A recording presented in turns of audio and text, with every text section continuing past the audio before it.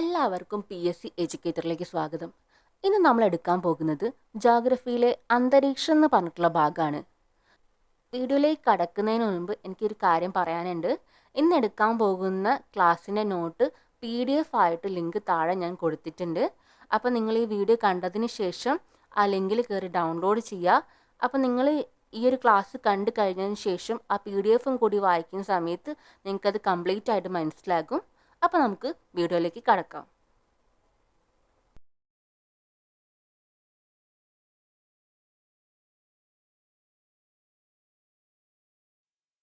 എന്താണ് അന്തരീക്ഷം?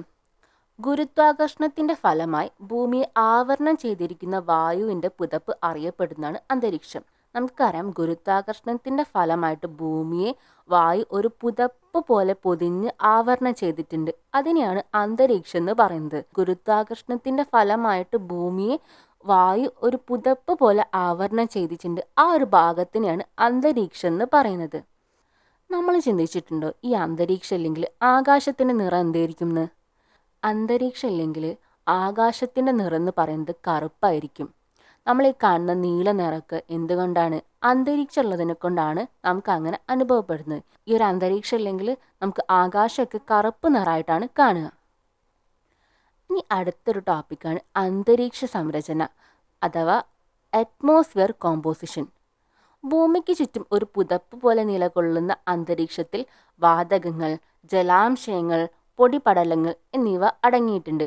ഇവയെ ഭൂമിയോട് ചേർത്ത് നിർത്തുന്നത് ഗുരുത്വാകർഷണമാണ്. നമ്മൾ നേരത്തെ പഠിച്ചു, അന്തരീക്ഷം എന്ന് പറയുന്നത് ഭൂമി ഒരു പുതപ്പ് പോലെ നിലകൊള്ളുന്നതാണ്. ഈ ഒരു പുതപ്പ് പോലെയുള്ള ഈ അന്തരീക്ഷത്തിൽ എന്തൊക്കെ ഉണ്ടെന്നാണ് പറയുന്നത്? വാതകങ്ങൾ, ജലാംശയങ്ങൾ, പൊടിപടലങ്ങൾ. ഇവയൊക്കെ ഭൂമിയോട് ചേർത്ത് നിർത്താൻ കാരണം ഭൂഗുരുത്വമാണ്. ഭൂഗുരുത്വമാണ് എന്ത്? ഭൂമിയെ അന്തരീക്ഷത്തിലെ ഈ വാതകങ്ങളെയും ജലത്തെയും പൊടിപടലത്തെയൊക്കെ ചേർത്ത് നിർത്തുന്നത്. അപ്പോൾ അന്തരീക്ഷ സംരചന ക്ലിയറായി. നമുക്കിതിൻ്റെ ഒരു പിക്ചർ കാണാം. ഇതാണ് കോമ്പോസിഷൻ ഓഫ് അറ്റ്മോസ്ഫിയർ എന്ന് പറയുന്നത്. ഡസ്റ്റ് പാർട്ടിക്കിൾ അഥവാ നമുക്കറിയാം പൊടിപടലങ്ങൾ, അടുത്തത് ഗ്യാസ്, വാതകങ്ങൾ, പിന്നെ വാട്ടർ വേപ്പർ അഥവാ ജലാംശയങ്ങൾ. നമ്മളിപ്പം പഠിച്ചു, അന്തരീക്ഷത്തിൽ വാതകങ്ങളുണ്ട്, ജലാംശയങ്ങളുണ്ട്, പിന്നെ പൊടിപടലങ്ങളുണ്ട്. അതിലെ വാതകങ്ങൾ നമുക്ക് നോക്കാം. ഭൂമിയെ ജീവഗ്രഹമായി നിലനിർത്താൻ സഹായിക്കുന്ന വാതകങ്ങളാണ് ഓക്സിജനും കാർബൺ ഡയോക്സൈഡും. നമുക്കറിയാം, ഈ ഭൂമിയിലുള്ള പക്ഷികൾ, മരങ്ങൾ, മനുഷ്യർ ഇവർക്കൊക്കെ ഓക്സിജനും കാർബൺ ഡയോക്സൈഡും ആവശ്യമുണ്ട്. അപ്പം ഭൂമിയെ ജീവഗ്രഹമായിട്ട് നിലനിർത്തുന്ന വാതകങ്ങൾ ഏതാണെന്ന് ചോദിച്ചിട്ടുണ്ടെങ്കിൽ ഓക്സിജനും കാർബൺ ഡയോക്സൈഡുമാണ്. പിന്നെ അന്തരീക്ഷത്തിൽ ഏറ്റവും കൂടുതൽ കാണപ്പെടുന്ന വാതകം ഏതാണെന്ന് ചോദിച്ചിട്ടുണ്ടെങ്കിൽ നൈട്രജനാണ്. ഈ ഒരു കാര്യം ഒരുപാട് ക്വസ്റ്റ്യൻ പേപ്പറിൽ കണ്ടിട്ടുണ്ട്. അന്തരീക്ഷത്തിൽ ഏറ്റവും കൂടുതൽ കാണപ്പെടുന്ന വാതകം ഏതാണ്? നൈട്രജനാണ്. 78% നൈട്രജൻ അന്തരീക്ഷത്തിലുള്ളത്. Keeling curve. അന്തരീക്ഷത്തിലെ കാർബൺ ഓക്സൈഡിൻ്റെ മാറ്റങ്ങൾ രേഖപ്പെടുത്തുന്ന ഗ്രാഫാണ് കീലിംഗ് കർവ്. കീലിംഗ് കർവ് എന്ന് പറഞ്ഞിട്ടുണ്ടെങ്കിൽ ഒരു ഗ്രാഫാണ്. എന്തിനുപയോഗിക്കുന്ന ഗ്രാഫാണ്? കാർബൺ ഓക്സൈഡിൻ്റെ മാറ്റങ്ങൾ രേഖപ്പെടുത്തുന്ന ഗ്രാഫാണ് കീലിംഗ് കർവ്. ഈ കീലിംഗ് കർവ് കണ്ടുപിടിച്ചത് ആരാണ്? ചാൾസ് കർവ് കീലിംഗ് ആണ്. അദ്ദേഹത്തിൻ്റെ പേരിൽ തന്നെ ഉണ്ട് കാര്യങ്ങൾ. Charles curve Keeling. Keeling curve കണ്ടുപിടിച്ചത് ചാൾസ് കർവ് കീലിംഗ്. അന്തരീക്ഷത്തിലെ കാർബൺ ഓക്സൈഡിൻ്റെ മാറ്റങ്ങൾ രേഖപ്പെടുത്തുന്ന ഗ്രാഫാണ് കീലിംഗ് കർവ്. നമ്മൾ ചിന്തിച്ചിട്ടുണ്ടോ, എന്തുകൊണ്ടാണ് ഈ എവറസ്റ്റ് പോലെയുള്ള വലിയ വലിയ കൊടുമുടികൾ കയറുന്ന ആൾക്കാർ ഓക്സിജൻ സിലിണ്ടർ കൂടെ കരുതുന്നതെന്ന്? എന്താണ് കാരണം?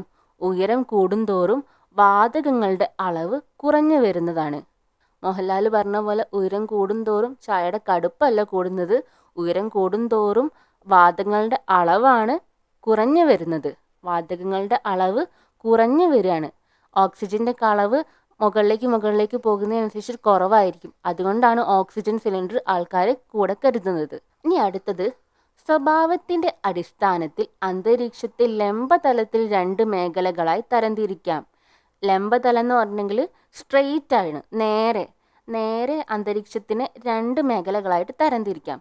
ഒന്ന് ഹോമോസ്ഫിയർ, 2 ഹെട്രോസ്ഫിയർ. ഹോമോസ്ഫിയർ എന്ന് പറഞ്ഞിട്ടുണ്ടെങ്കിൽ ഉയരം 0 മുതൽ 90 കിലോമീറ്റർ വരെയാണ്. ഭൂമിയുടെ ഏറ്റവും അടുത്ത് സ്ഥിതി ചെയ്യുന്നതാണ്. വാതകങ്ങൾ മിശ്ര രൂപത്തിലാണ് ഇവിടെ കാണപ്പെടുന്നത്. ഭൂമിയോട് ഏറ്റവും ചേർന്നിട്ടുള്ള ഭാഗം ഹോമോസ്ഫിയർ.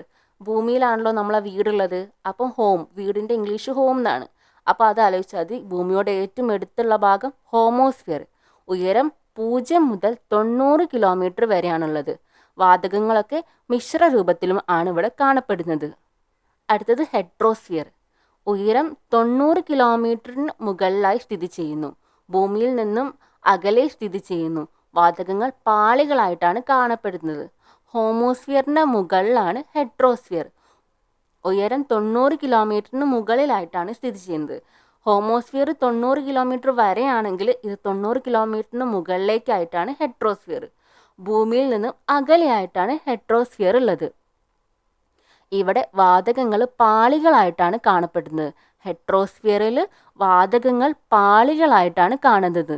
നമ്മൾ നേരത്തെ പഠിച്ചത് ഹോമോസ്ഫിയർ ആണ്.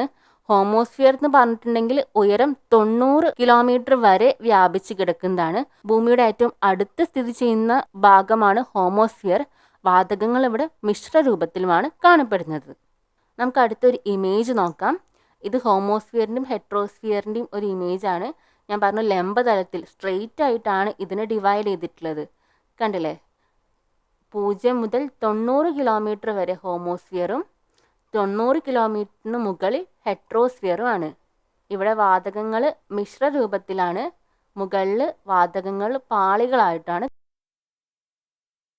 അപ്പോൾ ഇത്രയും ഭാഗം ഈ ഒരു ചെറിയ ടോപ്പിക്ക് നിങ്ങൾക്ക് മനസ്സിലായെന്നാണ് വിചാരിക്കുന്നത്. നമുക്ക് ഒരു പ്രാവശ്യം കൂടി ഒന്ന് സ്പീഡിലൊന്ന് ഇത് നോക്കാം.